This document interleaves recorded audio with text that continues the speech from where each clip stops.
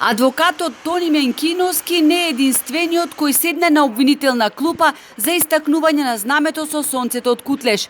Овој пат полицијата поведе прекршочна постапка за нарушување на јавниот ред и мир против охриѓанецот Александар Ѓурчев, затоа што лани, на 27 април, беше еден од присутните кои во знак на поддршка на уставобранителите обвинети за терористичко загрозување на уставниот поредок на дел од бедемот на Самуиловата тврдина кај Долнапорта поставија 40-метарско знаме со сонцето од Кутлеш.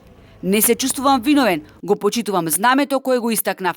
Тоа беше национално знаме на Македонија, известен период, истакна Ѓурчев. Сите сме сведоци дека ова знаме може да го забележиме на бројни спортски надпревари и културни манифестации и дека е општо прифатено од голем број жители во државата. Немав намера да ги омаловажам државните символи и да ја навредам државата. На местото каде го поставив знамето, немаше во близина ниту едно друго знаме. Не покрив ниту едно друго знаме. Немаше пароли и надписи поставени од моја страна. Уште како дете, кога ме носел мојот дедо во црква, сум го гледал насекаде ова знаме за кое сум емотивно врзан.